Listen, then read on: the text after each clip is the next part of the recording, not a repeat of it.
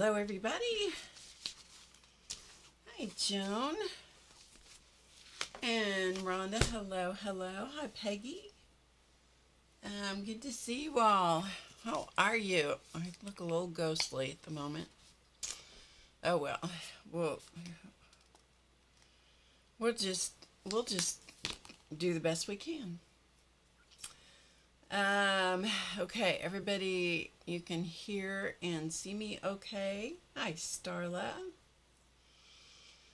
Hello, hello. Good to see you all. Thanks for coming. It's a long time since I've seen you. Indeed, it's been a while. So, it's good to have you back. Making crafts to you. I know I should know your name, but I don't know what it is. Thank you. Thank you for being here. Hello, Dana. Sorry, I'm just trying to get some stuff on my hand. My hand has had kind of a rough go. Anyway, good to see you all. Thank you for being here. Happy new 2026. Indeed. Susan, okay. Susan, you may have to remind me of that 100 more times. Eventually I'll remember it. I used to have a list. Somewhere, but I don't know where it is. Once I moved and I went through and cleaned out, so much stuff, everything went upside down. I was trying to find something just before I came on that I was going to do today. Couldn't find it either. Yeah. You've missed me, Rhonda. I've missed you guys too. I hope you're doing okay. I do. I hope you're doing okay. I hope everybody's doing okay. Getting started in the new year. And I decided that what I was going to do will wait until Monday. Because I can't find... I put whatever it was I was going to do. I put it in a very safe place. You know how that is? You put it in a safe place and you go, well, it's a little too safe, apparently. A little too safe. Anyway, it's good to have you guys here. I'm just putting the cover back on my journal here. Maybe. Maybe. This is the journal we're going to work in today because Plan A went south because I couldn't find the thing I wanted to do. So we're going to go to Plan B. There we go. Anyway, I'm so glad you're here. Thanks for being here. Hello, Connie. And anybody that I missed, I'm so glad you're here. It is the first time I've been here since like the 19th or something of December, so it's been almost a month, which means that everything gets a little uneasy, as I get back. As many years as I have done this, you would think it would not be a problem, but I can assure you that trying to remember everything, all the little subtleties, I couldn't get my lights to come on, and I'm like, what? I haven't been gone that long. I haven't gone senile since I was gone. No, it was just some silly, it was logged into the wrong account. No problems, Rhonda. No problems. Just take your time. Take your time. And if I look a little ghostly today, it's because I don't have the lights adjusted quite right, but it's okay. Anyway. Okay, so anyway, I hope you had a good holiday season. It is difficult for some people. It is wonderful for other people. I fall somewhere kind of in the middle of that. There are good moments and there are difficult moments. The month of December tends to be kind of dicey for me, but I'm through it and feeling much, much, much better. So yay for that. And I hope the same might be true for you. If you had a rough time for whatever reason, lots of reasons for it to be challenging. And I hope that for you, that as you keep moving through the season and the memories and the triggers, sometimes I hate the word trigger, but I don't have a better word for it. And sometimes dates will trigger memories. It's not the date that's the issue, it's the memory that is attached to that, we assign significance to. And so sometimes that brings up stuff, and we just, you got to find ways through it. You got to find ways to deal with it, And sometimes you just got to sit. As my psychologist, who is no longer with us, used to say to me when I saw her, when I was seeing her, she says, sometimes, Barb, you just have to sit in the stew. Boy, that just is crappy advice. True, but crappy feeling. So true. Anyway, so I got a couple of cards in the mail that I wanted to show you, and we will get started. Oh, I have one thing to say before we get started.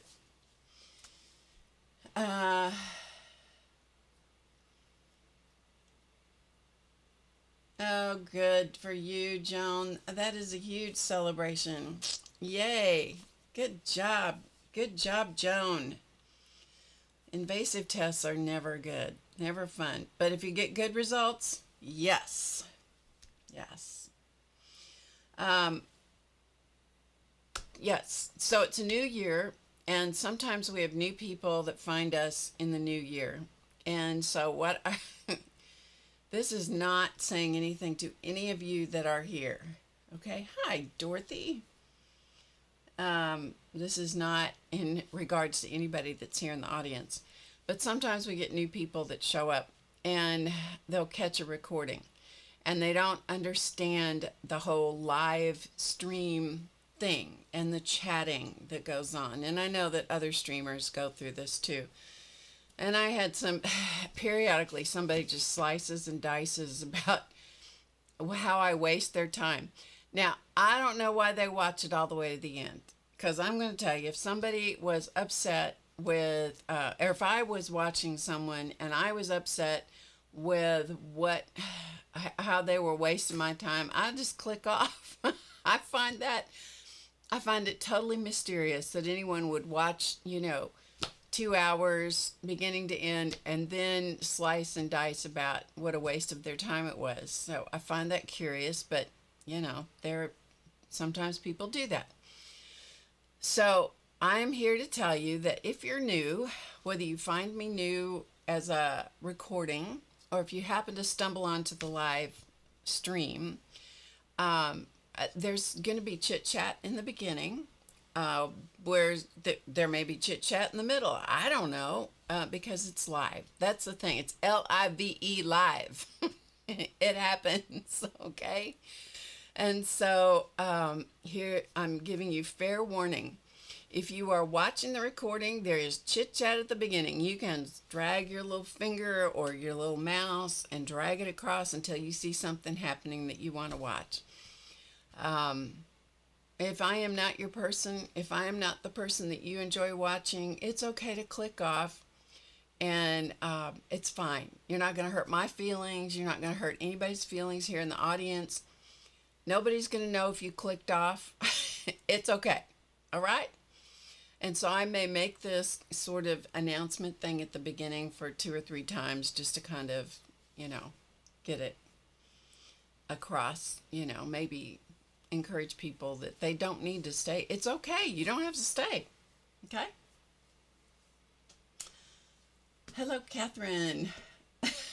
Yeah, it's kind of like that. It's kind of like that. I'm not for everybody. There is no streamer that is right for everybody. Just not the way, our personalities are built. So anyway, I love to have you. You are welcome here. What you're not welcome to do is to stir up trouble. That we won't put up with. And so that, straight up, that's not happening. But you're welcome to be here. You're welcome to ask questions. You're welcome to be part of the group. It's a very good group online. We have a great time together. Sometimes things, we talk about stuff that's maybe uncomfortable for some people, but I try to leave two subjects out, and one is politics and the other is religion, because those are very divisive subjects in a public format. There are other streams and there are other podcasts and things that will hit those subjects head on. It's not that I don't have very strong opinions, because I do. But I choose to not bring those into this forum. That's not why I'm here. I'm here to have fun, to enjoy being with you guys, to hopefully encourage you, make you laugh a little bit, or give you something else to think about. And so that's why I'm here. And so there you go. Could you show the gnome pics I sent you? I think I showed them, Dorothy, but let me look again. It's been a while. I'm going to have to go back and see if I can find them. Hang on just a second, Miss Dorothy. Dorothy sent me some gnome pictures that she embroidered. Here, now this is the one I have. I don't think I have more than one. If you sent me more than one, then I'm going to have to go look. This is the one I have that you sent, Dorothy.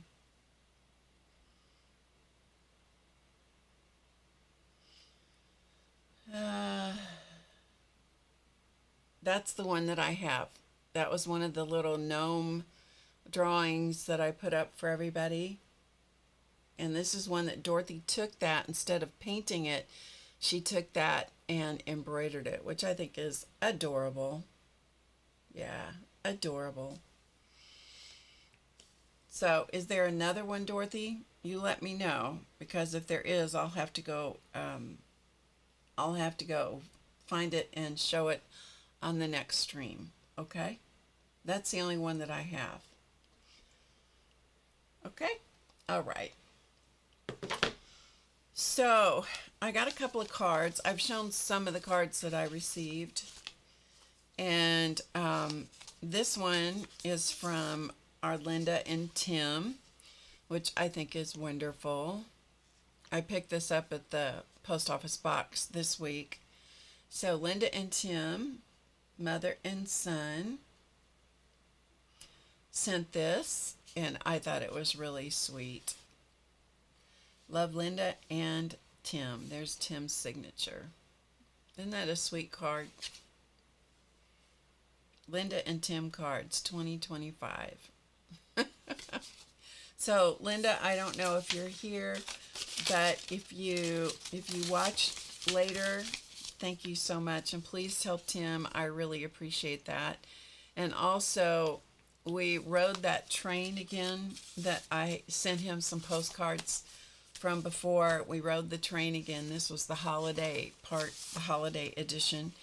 And so I picked up some more of those postcards that are train, but they're holiday things. So I'm going to send those to Tim. So, okay. And this one I think is hysterical. This is from Becky, Aunt Beck's Creations. So she made this. Look at this background. She does such fun backgrounds. Every year you make a resolution to change yourself. This year make a resolution to be yourself. That was good. That was great. Oh, the other one was a set that you colored with crayons. Okay, I don't think I have that one, Dorothy. I'll have to look. Did you? I don't think I have that, but I'll look for it when I get off. Okay. But isn't that fun? That's from Aunt Beck's Creations, or Becky. I love Becky's cards. I do. Becky was one of those people when I was in the weeds with Clausman. In case any of you are new and you don't know, my just the most recent backstory. I was married for 48 and a half years. My husband, Claus Man, is what we called him. And you'll hear me talk about him because he's still, he's still part of my life. He ended up with dementia and had a bad fall, and that exacerbated in a very high rate of speed, basically the end of his life. And so anyway, during that time, I tried streaming and I tried keeping up with everything, and basically I finally just had to quit. And there were several people that were so wonderful about sending cards and things. Even when I couldn't respond to them, they were so wonderful about sending cards. Becky was one. Barbara Clark, who is one of our moderators, was another one. And Tam was another one. So those three are the ones that come to my mind right off the bat, who were so wonderful about sending cards. And just when I would think, I just don't think I can do this another day, one of those cards would show up, and it was so wonderful.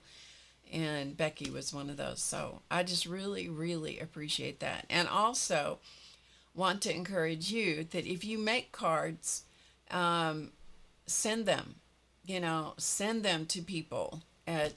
You just never know when you're sending a card to someone that arrives at the exact moment that they really needed that encouragement. So anyway, Becky was one of those.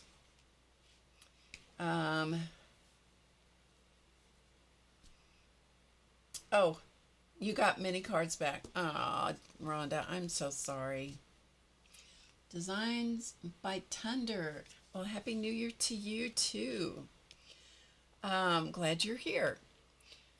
Don't worry about it, Rhonda. Do not worry about it. I got one back from my college roommate, and I'm like, I've been sending cards to this address for so long, and I'm like, I don't know what was wrong with this. So I took a picture of it, sent her the picture of the returned envelope, and I said, what is wrong with this address? And she said, I'm not really sure. Okay. All right, I do have a funny thing to tell you. Let me write it down because I will tell it to you in a little bit. I just need to write it on a piece of paper so I will remember to tell you the funny thing that happened. Because you know what? We need to have laughter in our lives. Okay, so I have a note here, so I will tell you that in a second. What else did I need to tell you? I'm not sure. Anyway, so yesterday I went to, and we'll talk about where I've been and what I've been doing. Yesterday, however, I went to the bookstore, and many of you might know, I interrupted myself, sorry. Claus Man, back the train up just a little bit. So, the cards arriving at the right time, that's where I interrupted myself. So Claus Man died the end of December in 2021. And, so all of 2021, he fell early in January 6th of 2021. That's when he fell and hit his head. And then from there for the next almost exactly 12 months, we had his service January 5th, 2022. So it was almost exactly a year that that situation took place.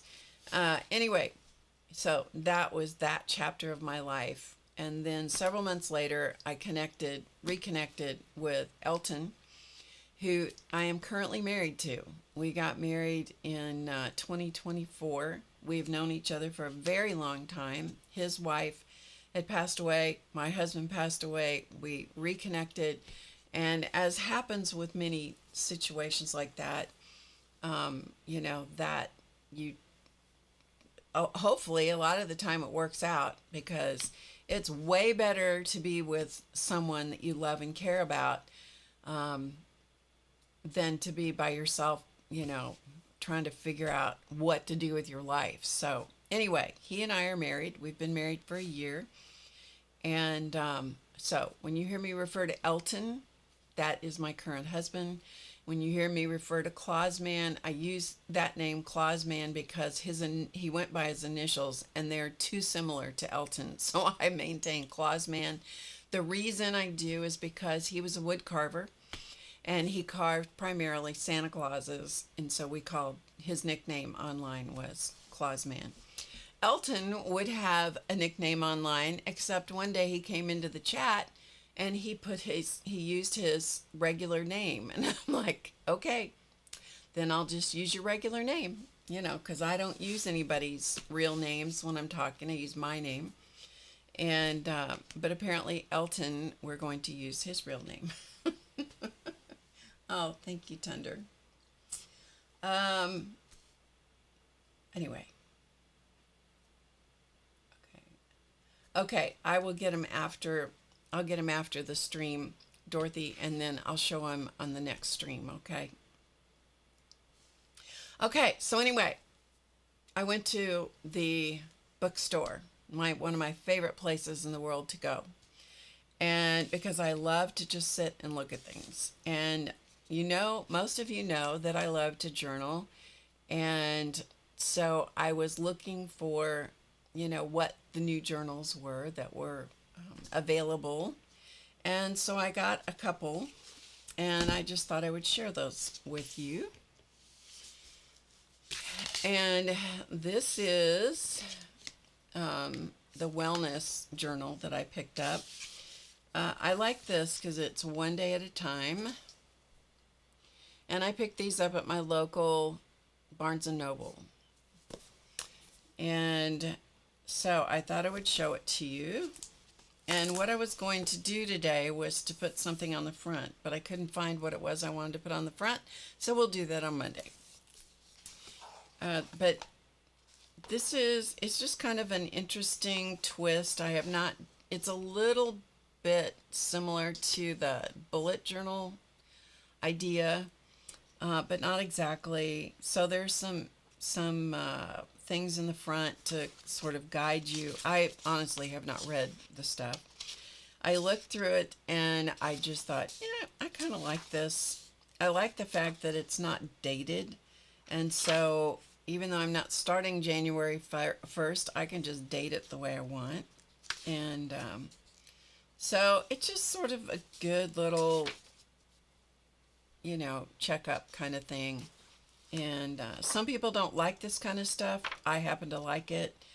And this is really short little snippets of things. So this is not the place that I will, do the brain drain kind of journaling that I tend to like to do.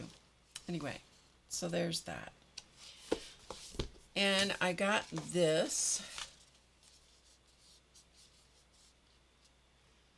Oh, thank you, Joan.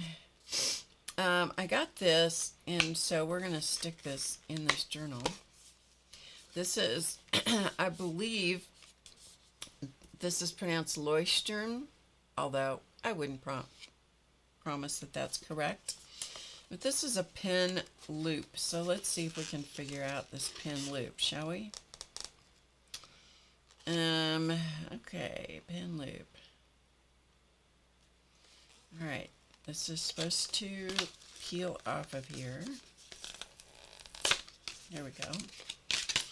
All right, and then this piece of paper is going to peel off, and I'm going to put this in the back of this journal so that I can stick a pin on this in this loop and have it with me all the time. Okay, so let's see if we can manage to do this without messing it up.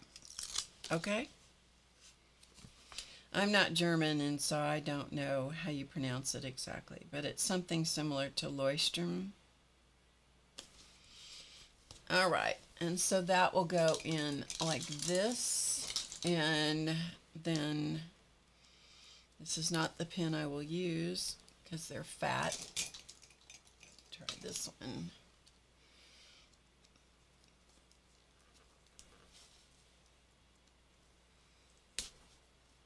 I may have to get a different pen, one that fits. There we go. Nah, that'll be fine. That's my favorite pen, the Pilot G2. And then I think that's really good. I like that idea. So anyway, that was a whopping $5.95. But for me, it was worth it. So anyway, there you go. Hey, Jan, Lady Jan, how are you? Happy New Year to you and to Mr. Bear and to Sydney. Sydney is now 13. Aww. And they're finer than frogs here. Sydney is the new kidney, Sydney the kidney, that Mr. Bear got, who is Jan's husband, Lady Jan, 13 years ago. We went through that experience together, a bunch of us, 13 years ago. That's amazing. That is so cool. Happy birthday, Sydney. Okay, so this is the other journal that I got. If you've been hanging around with me for any amount of time, you know that I love Moleskine journals. I have tried many kinds of journals. I still keep coming back to Moleskine. This is bigger than the ones I normally use. And so this is actually meant for taking notes and stuff, you know, like it's a subject cahier. This is pronounced cahier. And I looked and looked at all different kinds of journals, and I finally just came back to these. And I thought I will just use this one because we're going to be changing some stuff up this year, and I need, you know, sometimes when I make a big change in the way I'm doing things, I need to change the way I keep track of stuff as well. And so I thought, yeah, that's what I'm going to do. So I got this. There's actually 2 of them in this set. And the cool thing about these, I mean, rarely do I use these. I almost always keep these things, and then I keep them for a while, then I throw them away. I don't know if you guys are like that or not, but I do. And so this is the months of the year there, starting with August. And, you know, it goes, it's like a calendar this way, which I don't think I will ever use that, but I do like the fact that they include those bands for whatever reason, I don't know. And this is interesting. You see that front cover? In case of loss, please return to, and then down at the bottom it says, as a reward, and a $sign. Rhonda keeps everything. Barb, if the pen sticks, slide on with the pen clip. Yes, there is that. So instead of poking the whole pen in there, just put the pen clip in there. Good idea. Good idea. So anyway, I like the way this is set up. I like that there's lines because it's easier for me to write on lined paper than unlined paper. I do like having these kinds of things because that is a good place for me to add some artwork or some stickers or that kind of stuff. And I like that sort of thing. And look, it comes with letter stickers. Yes, and little doodahs and some stickers and some arrow stickers, and you know, it's just got some good stuff. So there's that one in black.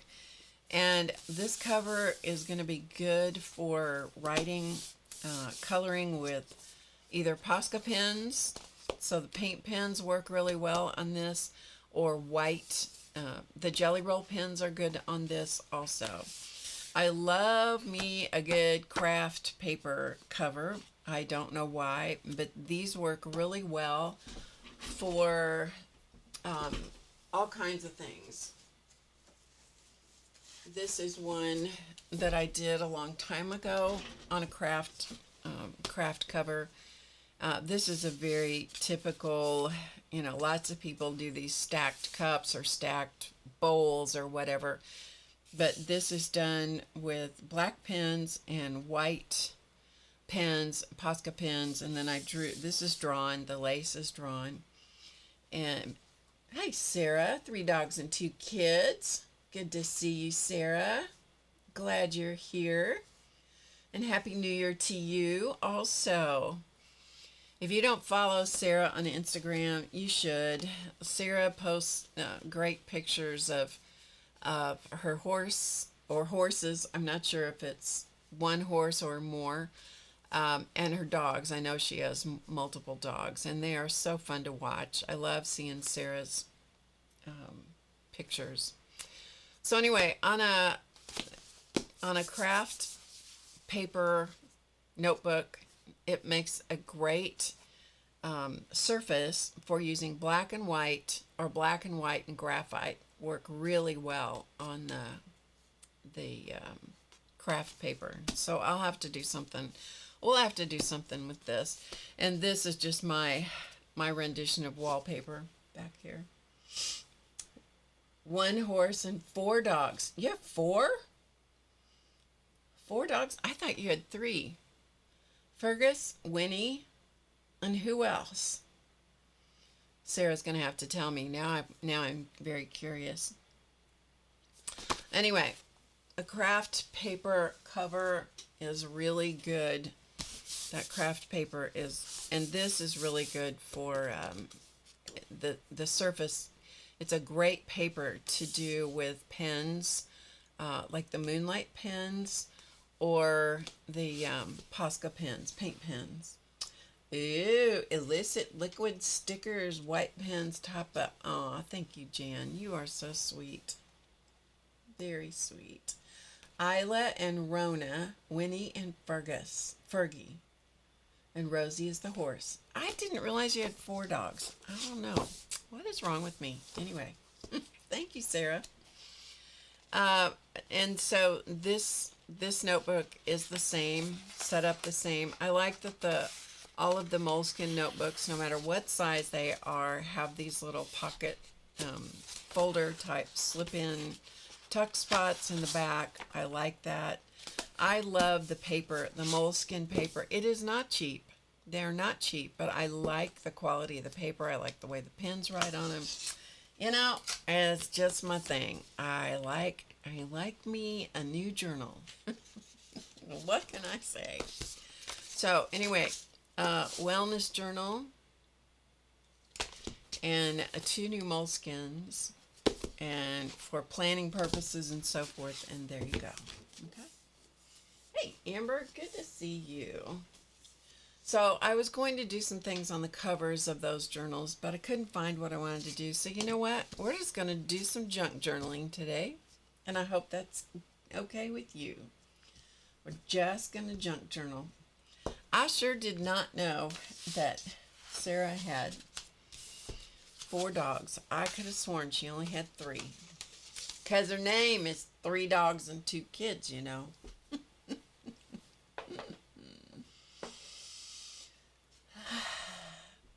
Okay, so we will set this aside, and I have some notes on here to talk to you about stuff while we junk journal.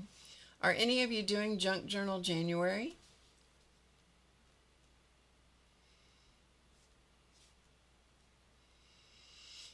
I don't know who started that. Somebody here will probably be able to tell us who started it. I don't know who started it, but it's a thing, and I've never participated in it, but I've been watching some people. Rhonda doesn't journal. Okay. So I've been watching some people online who are participating in Junk Journal January. And so I thought, okay, well, we'll just get out one of my journals and we'll junk journal in this one a little bit. You didn't know it was a thing? Yeah, it's a thing. And so I've been watching a few people do it. Some people do Glue Book January. Carla, Caged Fish Carla, I don't know if she's doing it this year, but I know she has in years past. She's done Glue Book January, and the difference between a glue book and a junk journal are it's kind of a fine line. I think sometimes it's a little bit open to interpretation. And anyway, doesn't really matter. The thing is just to be creative. That's mostly the thing. Okay, so this is the journal that we're going to work in today. This is my Muppet. You guys remember Sweet Muppet. And so we're going to, this was kind of like my, when I did the portrait of Clarence. Did I do that in this one? Let me see. Yes, we did Clarence. This was one of Elton's dogs. We lost 3 dogs in a very short period of time. Clarence was the first one that we lost, and then we lost Muppet, and then we lost Pepper, who was Elton's other dog. And then I also did, I don't remember what journal I did it in. I also did some renditions of my cats, my Siamese cats. But, you know, I like them to be kind of whimsical, you know, and look like the dog or the cat, but not, you know, super realistic. Oh, thank you, Sarah. Yeah, it was a lot there for a little bit. It was a lot. It was a lot. Anyway, I did this one a long time ago. I did this on a canvas. And this one came from, I was in a store, not Hobby Lobby. Pier 1 Imports is where I was. And I was looking around, just wandering around the store looking at stuff. And they had these stacks of canvases of dogs and cats that were like this. It was just like a portrait of the animal, except they all had glasses and jewelry. And so I couldn't help it. I had to do Muppet with glasses and jewelry. So she has on gold pearls and red glasses. Sally Jesse Raphael glasses, in case you remember who she was. Anyway, I started this journal back in 2020, right before everything went to pot. In the world and in life for most of us. In here is some stuff that I cut out and added. Anyway, we'll just run through this. This was a song the lyrics from a song. If you have never listened to this song at this table, I highly encourage you to listen to this song. Google it. Look it up on YouTube. This is a song that will change your attitude. If you're having trouble with people in your life or some specific person in your life, go through this. Listen to this song. Guaranteed, it will change you. So anyway, this journal is a Dina Wakley journal. It has different kinds of paper and surfaces. Like this is burlap. There's watercolor paper, there's canvas. This is the canvas page in here. And they will, I don't know whether this journal is still made, but you have to know that with some pages like this, when it's these strange surfaces like canvas and like the burlap, they will shrink. So you have to know that going in. That's why this has an extension on it. This is a paper ruffle. Anyway, so we're going to go. This is all pieces and parts of a calendar that I put together. And this is another one that is canvas. So again, it shrank, and so I added a ruffle. I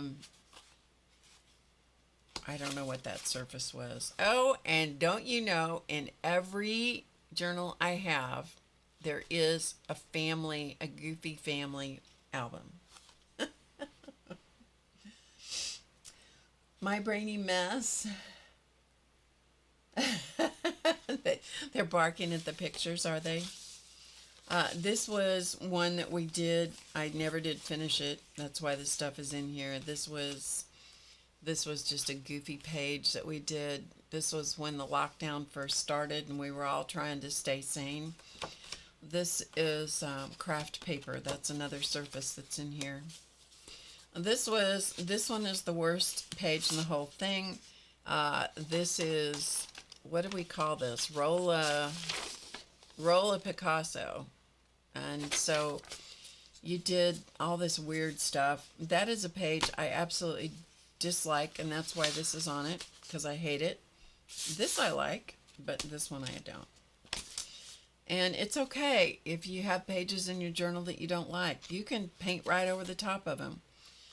This is from a poster that I had in my office at my house before I moved.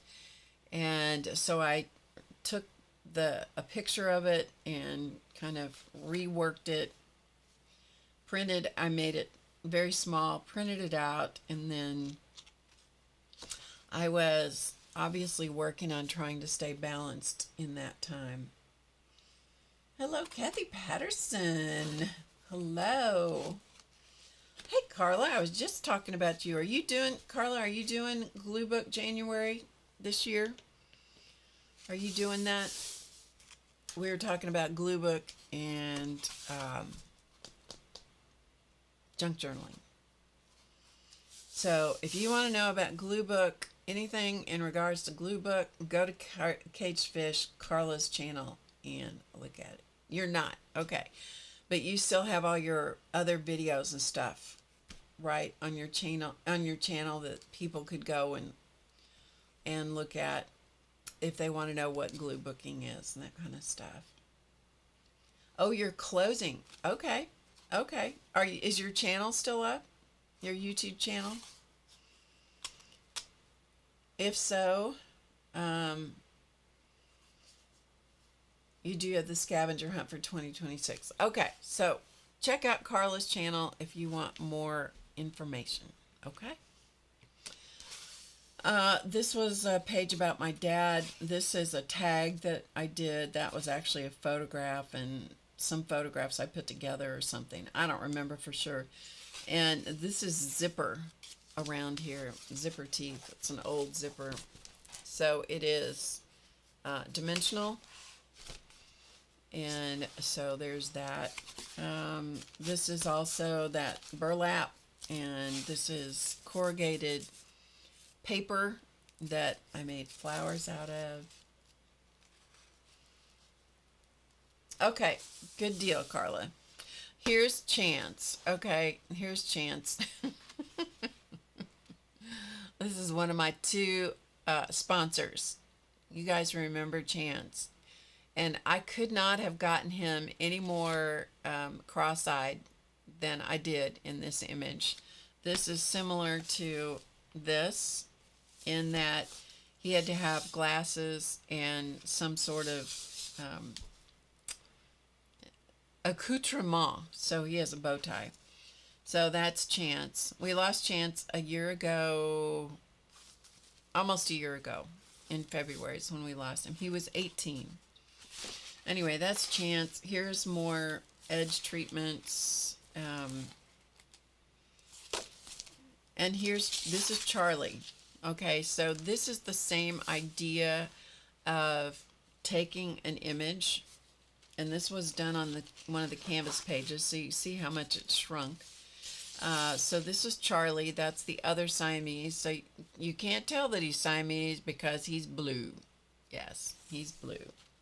But they were the sponsors, and they were called the sponsors because they let me stream, usually, but not always. Okay, so let's flip on over. Now we're getting into the absolute junk of this book. So, and I ripped out a whole signature in here because it was getting to be too much, and so I'm going to have to do a little repair work here, but let's just take a new page, and we'll work on these 2 pages, and we'll just do some junk journal stuff.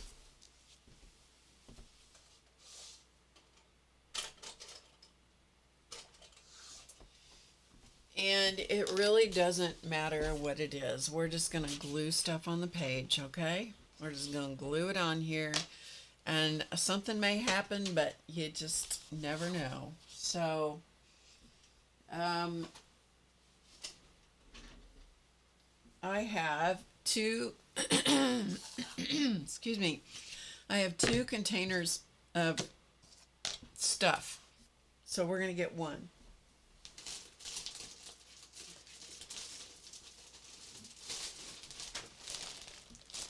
Here's one. These are old pictures and copies of pictures and papers. Okay, so this is a lot of stuff, and so we're just going to start putting some stuff on this, on these pages, and then maybe we'll add some pictures as the top layer. I don't know. We'll just see. I don't really know what's in here, so we're just going to yank out some stuff. All right, that's enough. We'll go from there. Okay?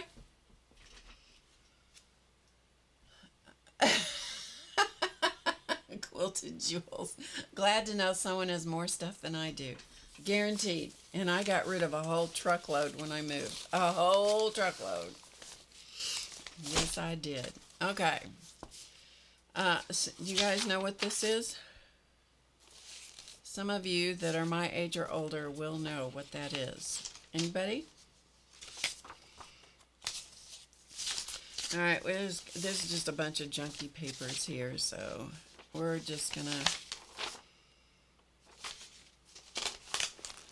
shorthand. That's right, shorthand. All right, and then this we have, okay. This is my former father-in-law. He's dead. And so is my mother-in-law, who I think she's in here somewhere. This is my former father-in-law. Looking at, he studies art on display in the Fine Arts Gallery. Okay. Let me just tell you. It is funny that I would run across that picture, because that man was mean as a snake. He was as mean as a snake. I am not even kidding you. And why I would have that picture, well, I have it in here because I'm going to paste something over the top of it. The man was mean as a snake. Oh, anyway. All right. He was mean to Clausman. He was one of those people who, how can I say this nice? There's not a real good way to say it nicely. The man would go to church, and he would hoot and holler and shout and run the aisles at church, and then he would go home on Sunday afternoon, and he would beat the crap out of Clausman. Yeah, and people in the community thought he was the nicest man going. He was not a nice man. He was not a nice man at all. But apparently he must have studied art at some time when we didn't know that he was studying art. You know? There are things in this world that you can't explain. Yep, there are some things in this world you can't explain. And he was one of those. He was in the war. He was in World War II. And he was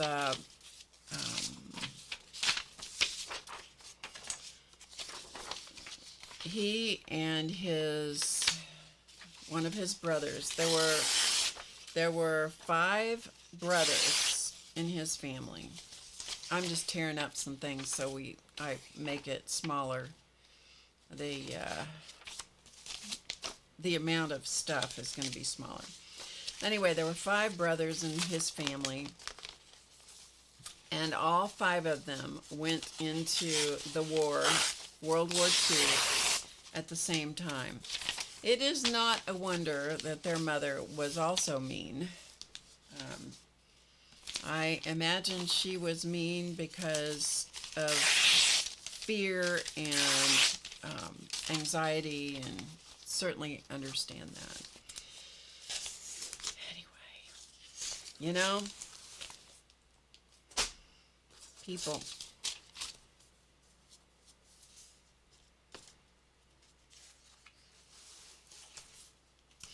Okay.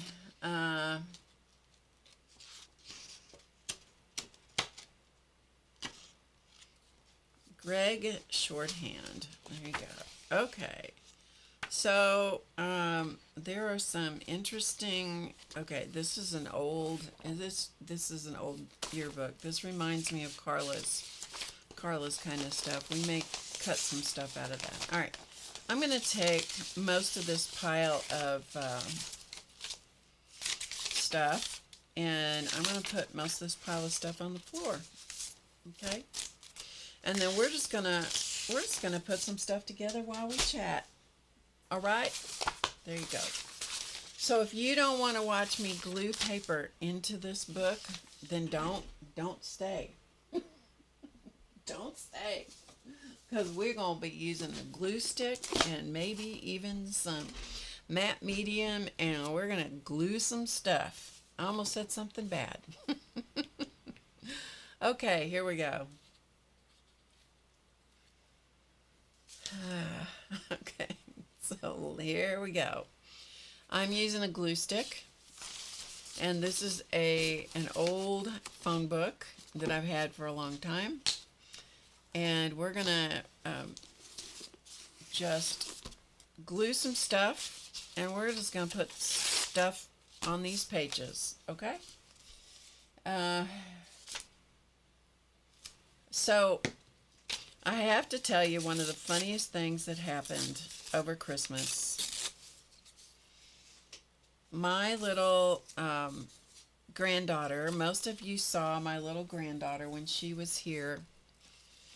We did, what did we do together? We did bleeding tissue paper is what we did. Emily is my little great granddaughter. She is age 4. We're just going to stick these things in here. She's 4. And she's very creative, and she's very artistic. And she is a character. I will tell you that. She's a character. And so when I was asking her mommy, my granddaughter, I was asking her what the kids would like maybe for Christmas, because you know, when they're 1 and 4, you really don't know what they want or need, or does mom want them to have something that they want or need, or what. It's just sometimes better if you just let parents kind of guide the situation, right? And so she said, my granddaughter said, well, they were going to get some kind of a,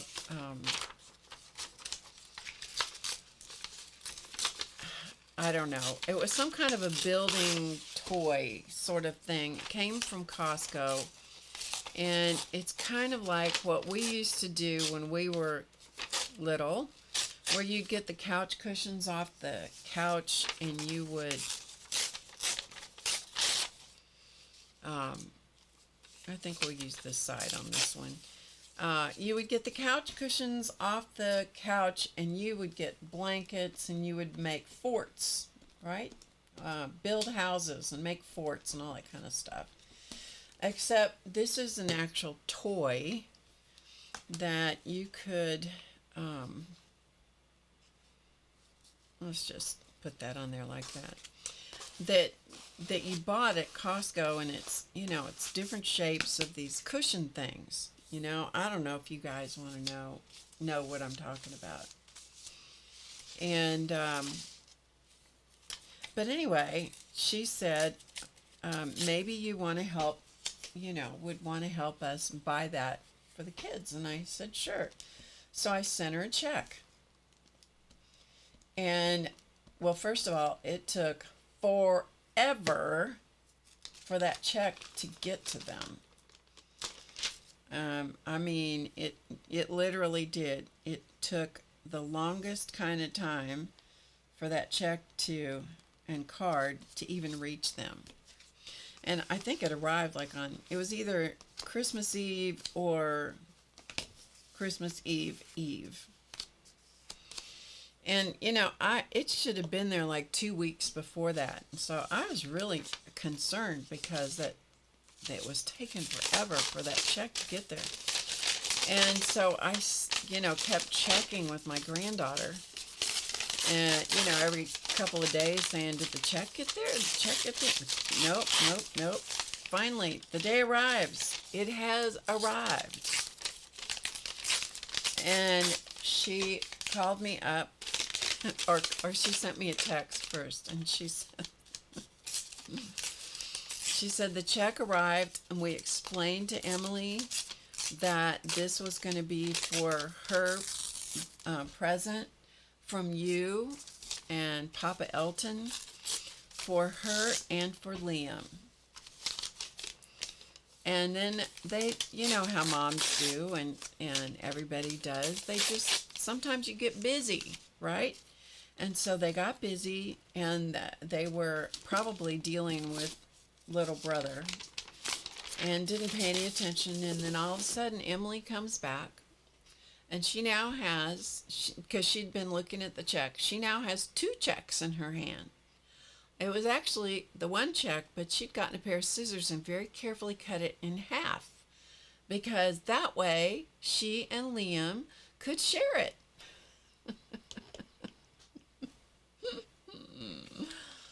Oh my goodness. I'm telling you, when my granddaughter told me that, I thought I was just gonna die laughing. And I said, well, that is perfect. Cut it in half. The check that we had been waiting and watching for, and we were all so concerned about where was the check. It wasn't that much money, but yeah. Anyway, cut it in half. And I said, all right, well, when you go to deposit it, if for some reason the bank won't take it, let me know. And we'll try again. We'll send another check. Is that not the funniest thing? Oh my goodness, that made me laugh. I can't even tell you how hard that made me laugh. Okay, see this writing right here? See this writing? Now you can read 1929. That's about all you can read on that whole page. I worked for a man and a lot of you were with me way back. This is years and years and years ago now, when I started working for Warren. And we had some stories about Warren. And he was writing articles for the local newspaper. And he literally, we laugh about it, but there's more truth than not. The story about how we met was, my way of explaining it is that he picked me up off the streets of the town where I live. And there's more truth to that than not. I'll explain. All right, let me see if I can just put some more papers in here. I'm not paying too much attention to what I'm doing. I'm just simply putting stuff in here. Anyway, I worked for him for quite a while, and he would dictate, because he couldn't use a computer very well. He was in his 90s when I met him, and so he would dictate to me, and I would type whatever he said, and I would help him.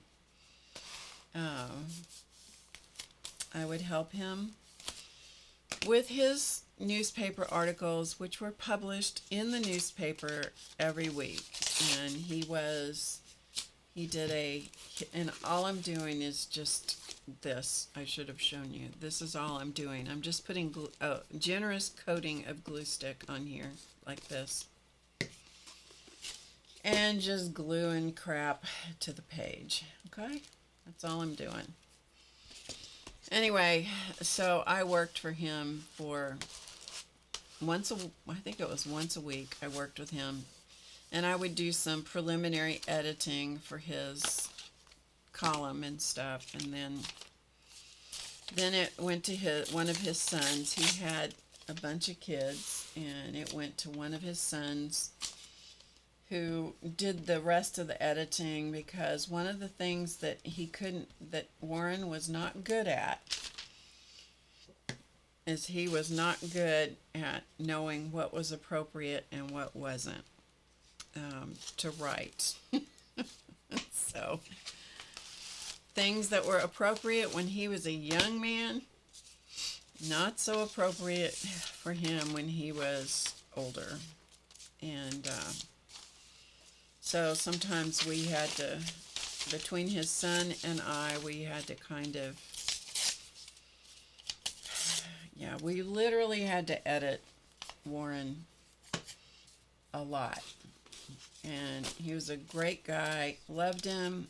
He showed up in my life at a time where I was not feeling good about myself whatsoever, and Warren really kind of helped restore some of my self-confidence, which had absolutely disappeared into the abyss. And so anyway, the story of him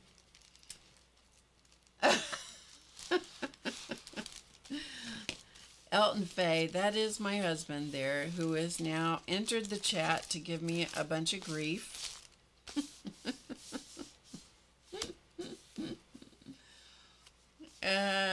Yeah, that is my hubster, in case you don't know who he is.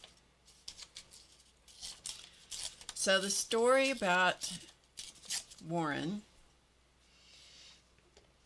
came about because Warren always liked to throw himself a birthday party.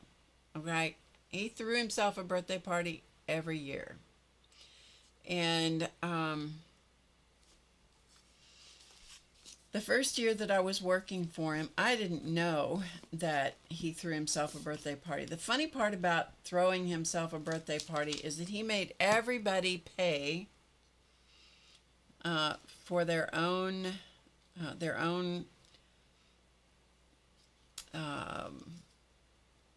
ticket, meal. I mean, he always had it at the country club, so it was a nice place, right? The meal was nice, including his kids. Now, I don't know why, but he paid my way, and Clausman's way. But his kids and his brothers, he was from a big family, and he made them all pay. Okay. Alrighty. Anyway, so we got to the dinner the first time. I had no concept of what this dinner. I didn't know that I'm not privy to any of the family dynamics. You know how it is? All families have their own dynamics going on. And I had no idea that the backstory of any of these unwritten, unspoken family craziness that went on. I arrive at this dinner, Claus Man and I did, and one of the sons came up to me, and he's got a notebook and a pen, and he's writing stuff down, and he comes up to me and he goes, and so you're going to talk after so-and-so. And I'm like, what? He goes, yeah, you're going to talk after so-and-so. And I said, first of all, who is that? And what am I talking about? And he said, oh, just talk about whatever. Just whatever you want to talk about. It's Dad's birthday, so you just talk about whatever you want to. And I'm like, I'm like completely and utterly, shocked is the best word. Completely shocked. I had no clue. I had no clue. And I'm like, I said, I don't, what do you want me to say? And he said, well, you can talk about anything you want. It's Dad's birthday. Okay. All right, fine. And then I can hardly swallow. I can hardly eat anything because I am so concerned and nervous. He said, well, I thought Dad told you that you were going to talk. Well, it turns out that if you were a new person in Warren's life, everybody else that was like of the old guard, people that have known him forever, if you were part of the new guard, like you don't know the drill, you are going to get nominated to speak at his birthday party. But apparently most of the time they told people, but I suppose that Warren knew, because I was not in the best emotional shape when he came into my life. I guess he knew sort of instinctively that if he told me, I would probably bail. And that's correct. I would have bailed. I would not have come to the birthday, and I certainly, I would not have spoken because I would not have shown up. Okay, so I am the second or third person to speak at his birthday party. And of course, everyone is going to talk about how wonderful he is. And I knew just enough about him and his history that I thought, I'm going to have to, these people don't know me. So number one, I have nothing to lose. And number two, I knew just enough about him and his history because he made no bones about telling me about his life and what he liked to do.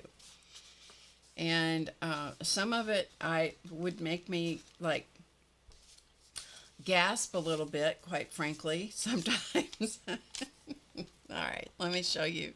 Here, we'll do this so I can talk to you and you can watch me at the same time. And so I stood up. Rhonda would have left. So when it was my turn, and I was like the second or third person to speak, and I have, and Claus Man's sitting beside me, and he leans over a couple times and says, what are you going to talk about? What are you going to, because he knew, he could sense that I was, well, let's just say I was anxious, okay? Let's just say I was anxious. And I said, I have no idea. And then all of a sudden, I don't know if you guys know how this works, but once in a while, I think it must be a,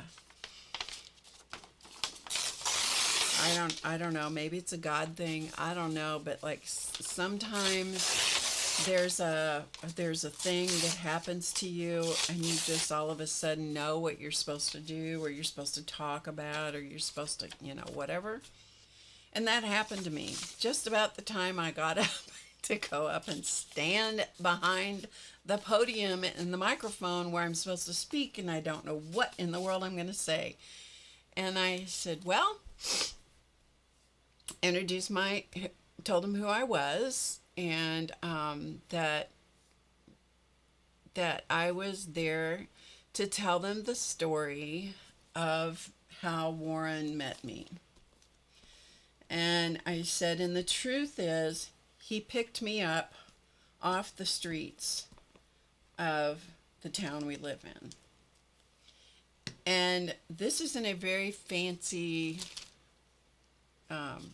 country club. And you could almost visibly feel or hear, it really wasn't verbal, but it was definitely a palpable, and you could almost feel the whole audience go, mm-hmm. And yes. So this is how it happened and how he picked me up off the street. Okay, we'll go back down here. And if you're tired of listening to me ramble on, please find someone who is far more interesting to listen to than I am, because this is just Barb's way of dealing with glue booking or junk journaling or what have you. And we're just gonna stick things on these 2 pieces of paper, and then we'll see what happens next, because I really don't know. And so I'm going to tell you the rest of the story. Okay, so it's one afternoon, and as I recall, it wasn't really hot and it wasn't really cold. It was just a nice day, and a friend of mine and she ended up, as luck would have it, years down the road, much to my surprise and hers. I did not know that she had become involved with hospice in our local town. And she ended up being assigned to Clausman and me as our hospice volunteer. So she and I have a lot of history, and she was an integral part of helping me, and she was wonderful. But on this particular day, this is years and years before she was assigned to us as a hospice volunteer. Okay, so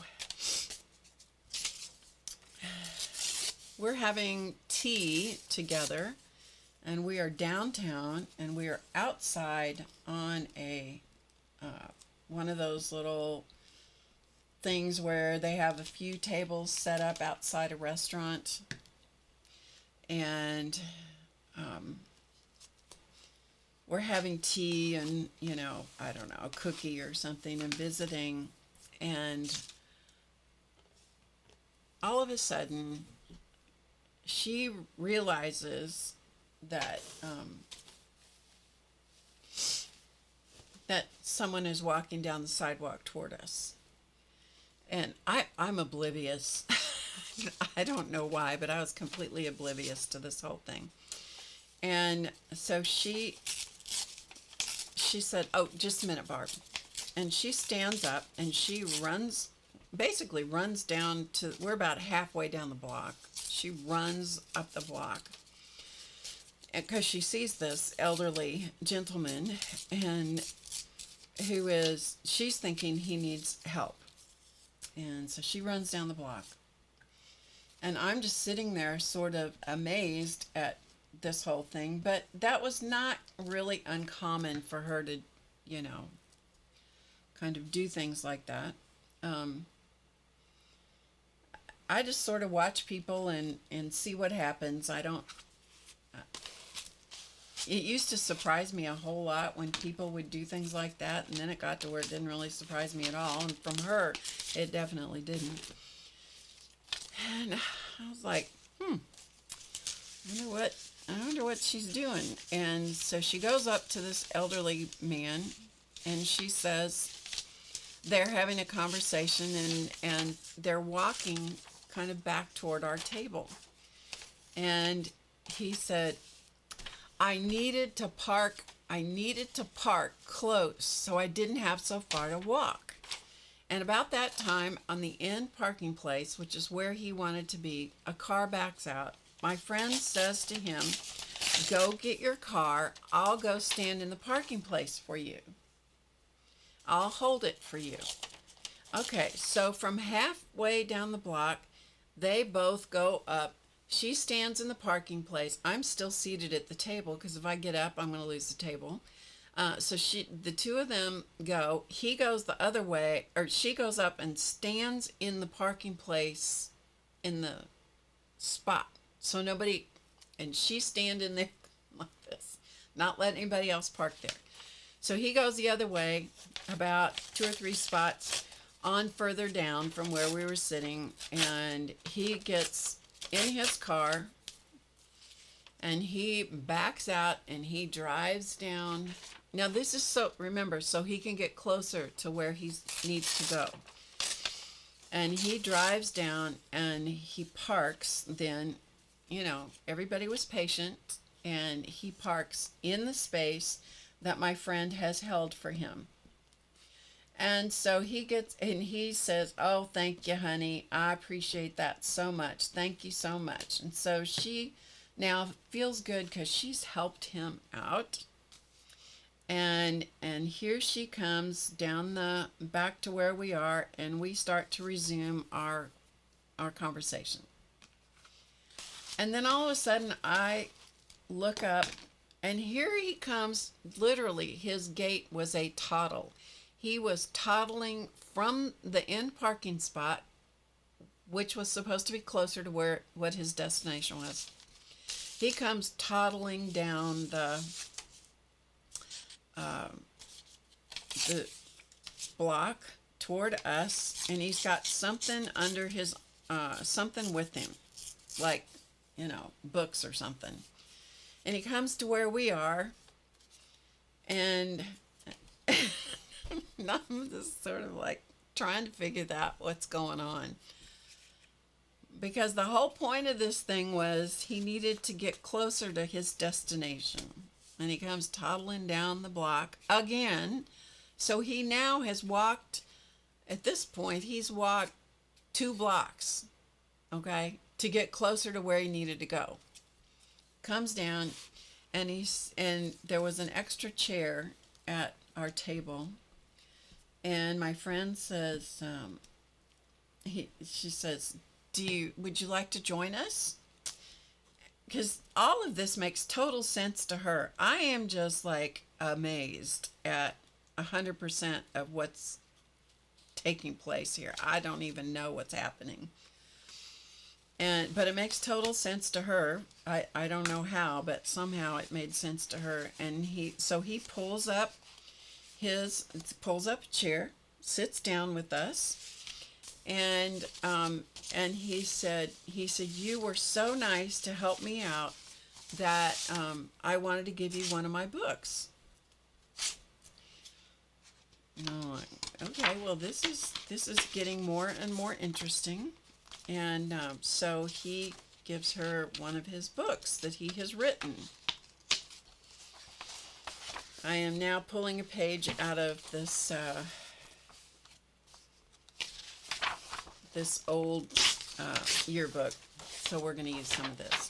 Okay, so he gives her one of these books, and I don't even know what book it was. I have no idea. He's written several. He gives her the book, and they start having a conversation. Again, she's having a conversation with him just like this happens all the time. And to her, I think it probably does happen all the time. And it doesn't really happen all the time to me, or didn't then. And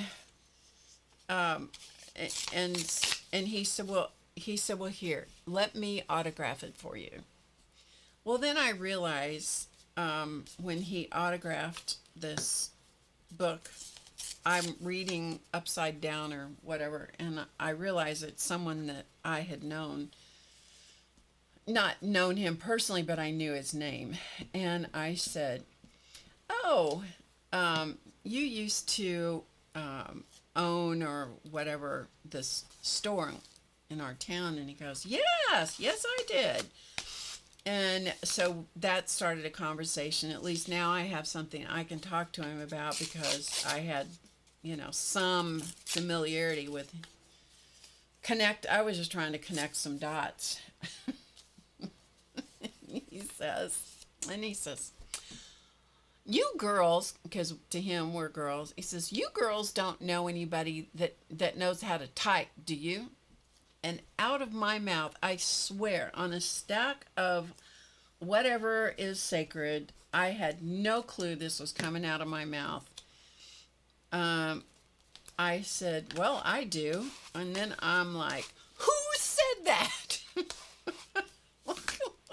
You don't say stuff like that when you don't have any idea where this conversation is going to go. But it literally flew out of my mouth. And he says, oh, good.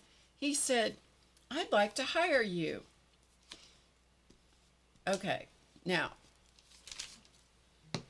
I don't need to be hired. I don't care to be hired.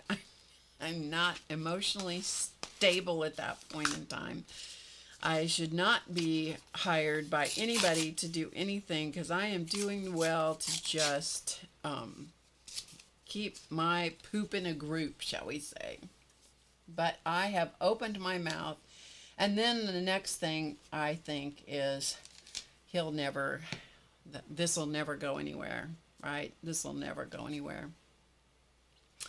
And he said, he gives me one of his cards, and he says, you write your name and your phone number down there. And he said, and I'll be in touch with you this week. I'm like, oh, sure, I think this is a bunch of hooey, we're not, that's not going to happen. Yes, so our conversation at that point is over. He has given my friend the book because she has stood in the parking place. She was so nice to hold the parking place for him. He stands up and he goes, well, I probably better go do what I came to do. And he stands up. We're in the middle of the block. His car is half a block away. He stands up in the middle of the block and he toddles his way back to the end of the block where his car is to go in the building that was right there by his car.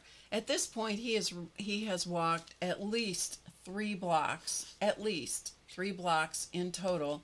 He would have had many less steps to make if he had just stayed in the original parking spot that was in the middle of the block anyway. And I'm thinking, oh, good. I am glad that that's over with, because he'll never call, and and I can't believe that I even said what I did. I mean, I could not believe that my mouth actually opened and let words come out that I didn't know were going to come out, and all of that. And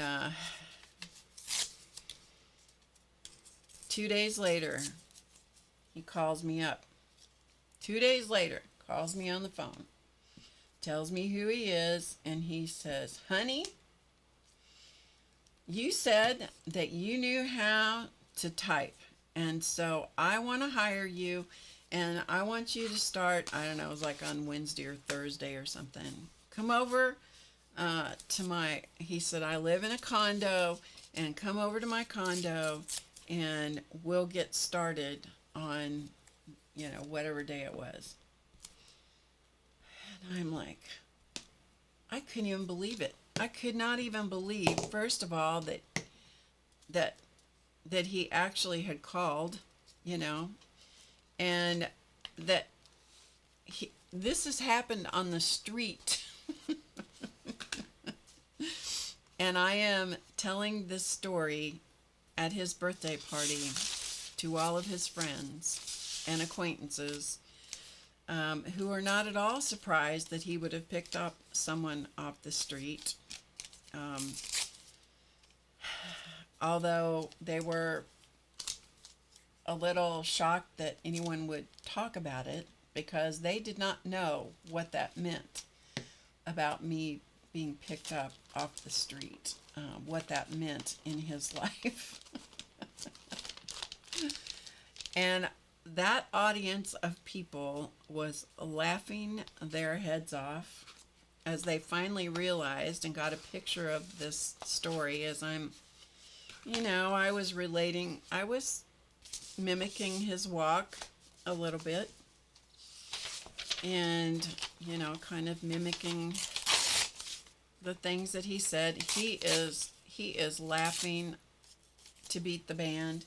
He's finding this whole thing hysterically funny. Anyway, I went on to work with him for, I don't know if it was 3 or 4 years. I helped him write a book. I helped him with his newspaper column for all of those years. Sometimes I had to explain to him what was appropriate to say and what was not appropriate to say. Like my sister-in-law actually worked for him, helped him, because he was widowed, and she actually worked for him and helped, like do his laundry and help do some light housekeeping and things like that. And he liked to write a newspaper column at Christmas, and he just didn't know some things. He liked to write about how generous he was at Christmas. And that, I have to tell you, took me back a little bit when we had to write that column, because he's talking about relating all the years ago about how he helped various people out. And I understand helping people out, but most of the time it's best if you just don't talk about it. And so, but that was not him. He liked to talk about the things that he did. He really did. So my sister-in-law, she started working for him after I had worked for him. And I don't know, this may just be totally boring to you guys. Bye, Carla. Anyway, you got to do something while you glue paper in a book. And so we were writing his Christmas column about his generosity.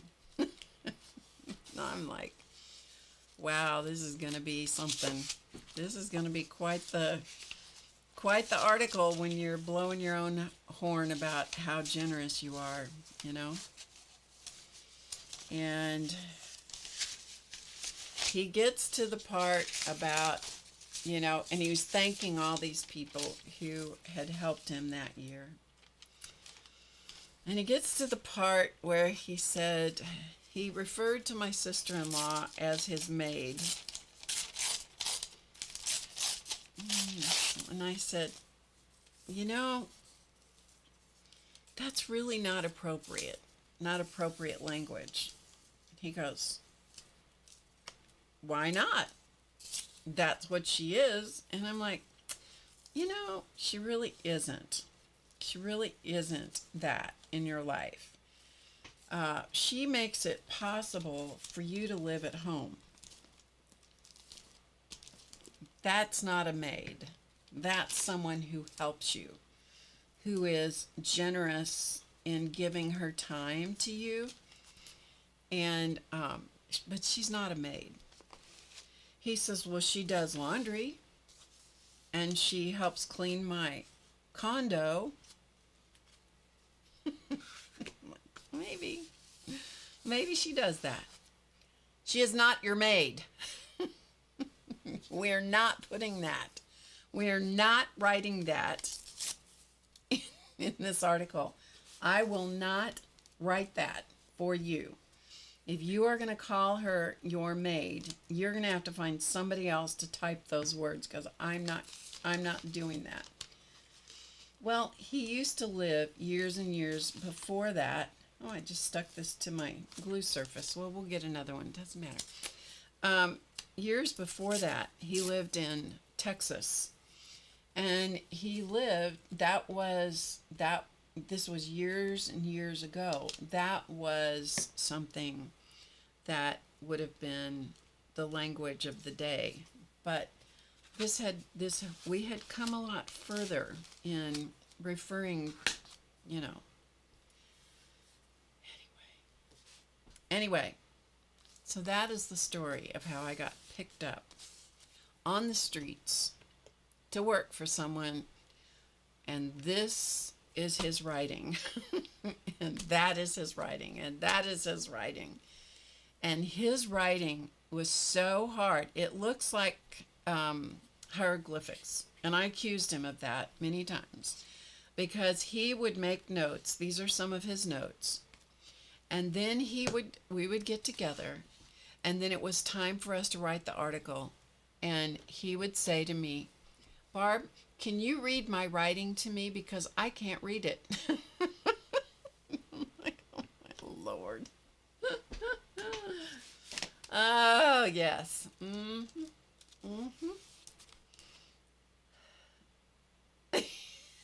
Yes, Rhonda, yes. Oh, he was a character. He was a real character.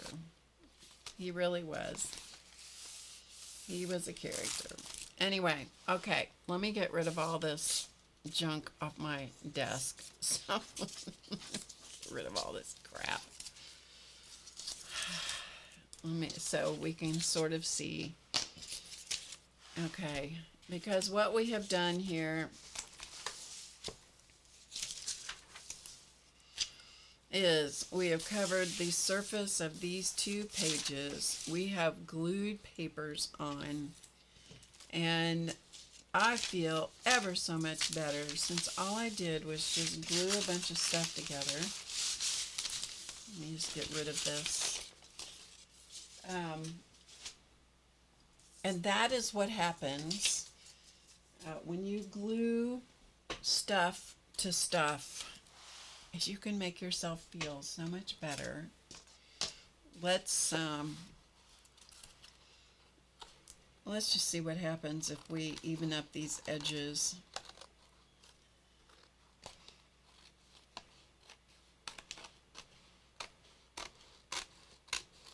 Anyway, so yes.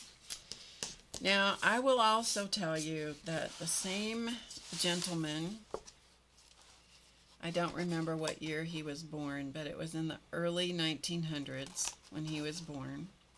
Same gentleman.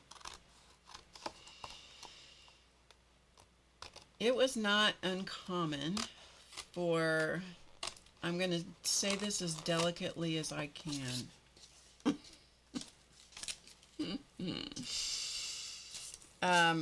It was not uncommon for single men at that time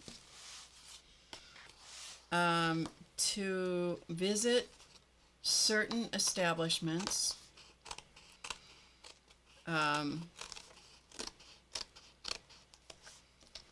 how do we say this nicely?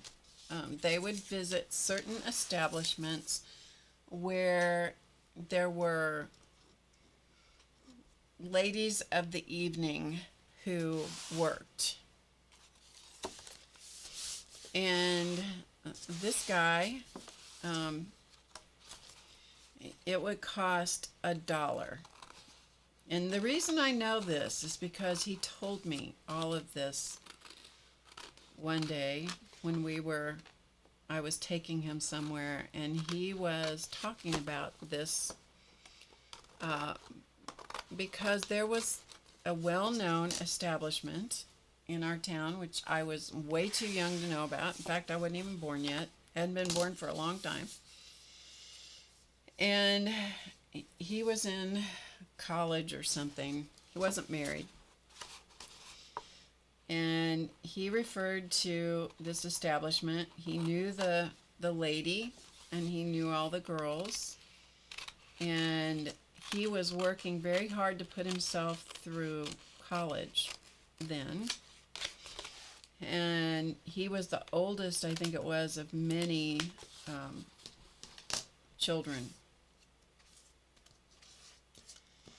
So he had no help, but he did have an appetite, if you know what I mean. And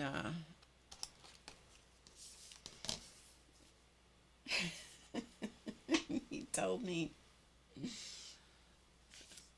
I don't know, sometimes I would ask him a question, and I shouldn't ask the question, but I couldn't help myself. I would ask the question.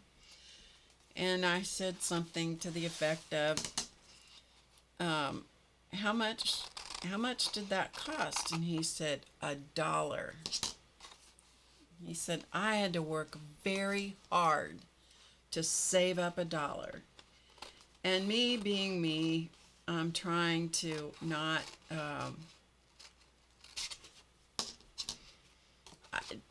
I don't really know what to say, quite frankly. And I said, what I did say was, I bet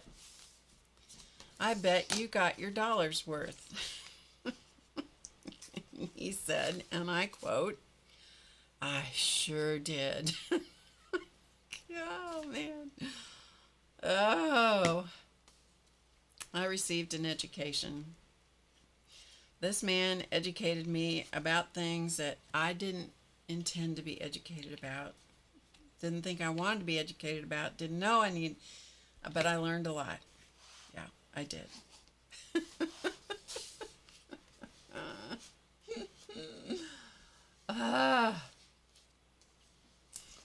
Is Elton here? I see he's probably listening. He knows because we've had this discussion before. He may have forgotten it, but he knows. Okay, so this is, as you can see by looking at it, this is a collage of all these bits and pieces of paper. Some of it is quite interesting to me because this handwriting I know, this handwriting I know, this handwriting I know. But things that don't make me feel good do not go in my journals. So I have used his handwriting a number of times. He used to throw all of his handwritten papers in the trash when I was working for him. He would dump them in the trash. And then when he wasn't looking, I would get a handful of them and put them in my purse because I loved the way his handwriting looked, and I would bring it home and I would use it in my journals and stuff. So I'm still using his handwriting, and he's been gone for years. He lived to be 102 or 104. I mean, he was bless his heart. Anyway, yeah. Okay. So now, subtle change of hard left turn in the subject matter.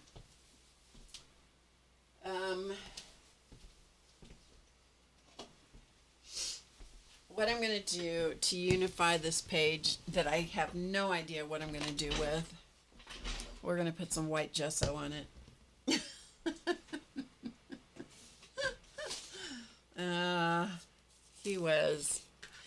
I have to say, I mean, he was married. He was born, like I said, in the early 1900s. And if I can get this off, we'll just do this. And he was married multiple times. Sorry, I'm sure that's making noise. He was married multiple times, and he married one woman twice. I don't remember exactly why, but he married this one lady twice. And he made sure that I knew that he shouldn't have married her the second time. I mean, he would tell me stuff. He would tell me stuff that I'm like, why are you telling me this? but he would tell it to me. And and we got to where I was driving for him, because he would teach some classes, some history classes and stuff in the community. And so there were times when I would drive him from his condo to the venue of wherever it was that he was going to teach the class. And wrong one. And so we would often have, time to talk. And then when the thing was over with, whenever his class was over with, we would go have lunch together. So it was not uncommon for me to spend, on those days, I'd spend several hours with him. And so you get to know somebody pretty well when you spend time like that. And he was a great deal older than me. And but he seemed to think of me as a contemporary of his, because I was born and raised in the town where, oh, that's interesting. Born and raised in the town where I was working for him. And so he'd lived here a long time also, and he found it not, our community is more the kind of place that people move out of. They may come here to go to school or something like that, and then they move away. And so we had a lot of hours of talking. And one day I had listened to his escapades, I guess longer than I wanted to. It's all I can think of. I don't know, because I'm not usually one to correct someone or what have you.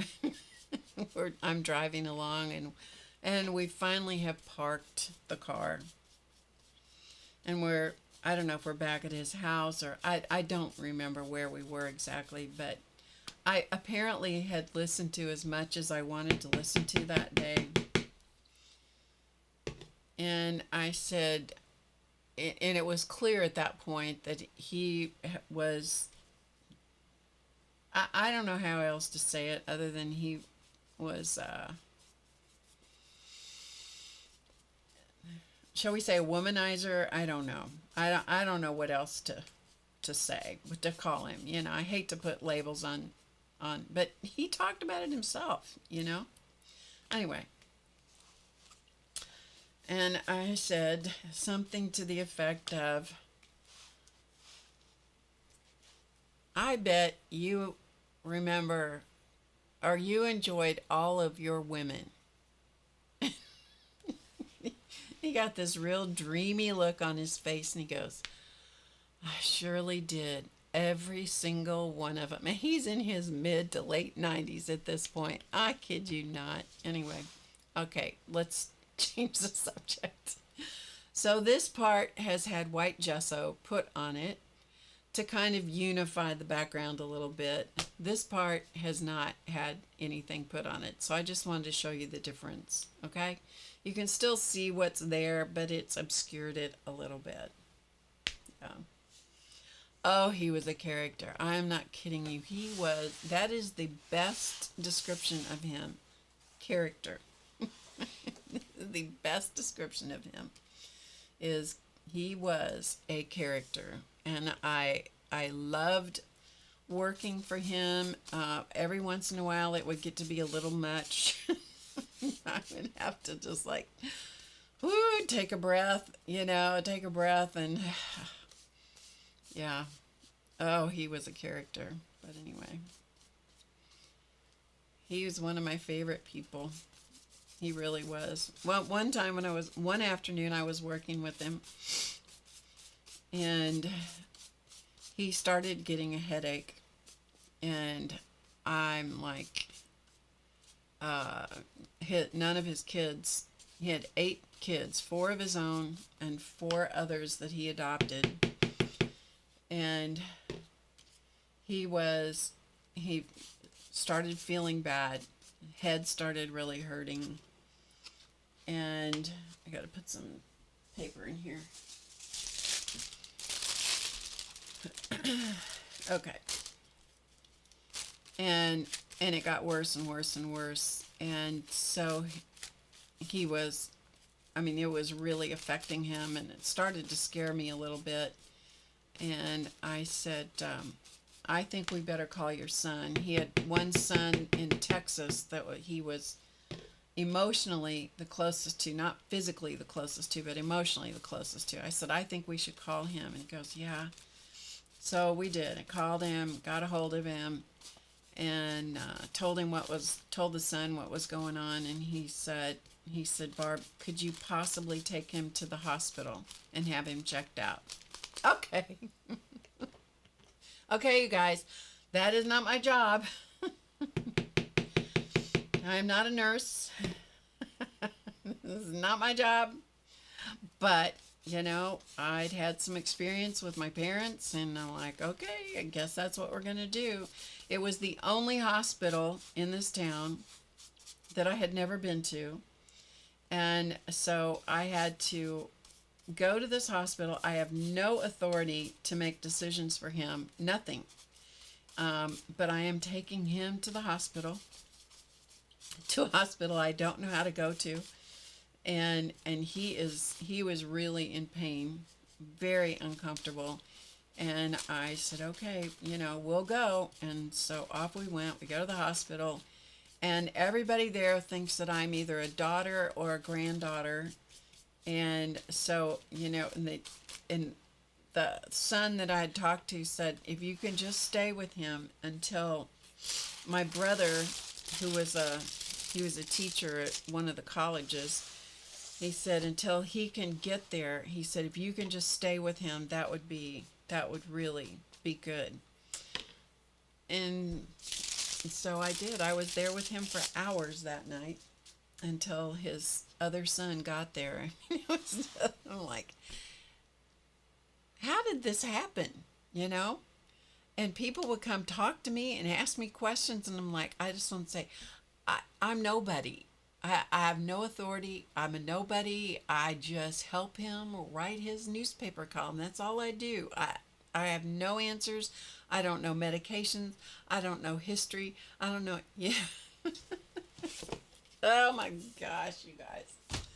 That was one of the more crazy experiences in my life. Yes. Hello. I don't know what your name is, but create and relate. What's your name? I'm glad you're here. And I see some new names in the chat. Ellen, I don't know you, but I'm glad you're here. Anyway, Elton Faye, that is correct. You're never going to use the word maid ever again. Not in your whole life. Anyway, so one quick story, and then we're going to go. We went to Colorado. Total change of subject. We're going to zoom forward from way back there to current day. We went to Colorado, and we were in a cabin with 7 people, and we had 9 people total that were with us. And it was a crazy time and some really good times and all of that. But the whole reason that everybody went, especially the younger ones, was because they wanted to go skiing. And I don't know if you know this, but you have to have snow in order to go skiing. And right now in Colorado, there's very little snow. And they wanted to go skiing badly enough that some of them did go skiing, and they had to dodge the rocks. That is how little snow there was. They seemed to have a good time. But yes, it is possible to go skiing if you don't have much snow. We found that out. Having snow is preferable. Yes. Stacy,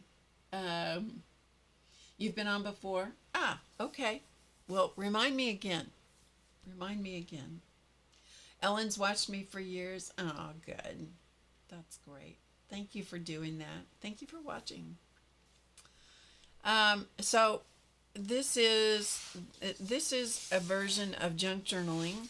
I'm going to hold it up so you can see it from a different perspective. So this is a version of junk journaling, and that is just using all of those little junky pieces of paper, and some of it is some of the junk journaling, for me anyway, is putting it. Sorry, I'm trying to figure out where this slid out. Here it is.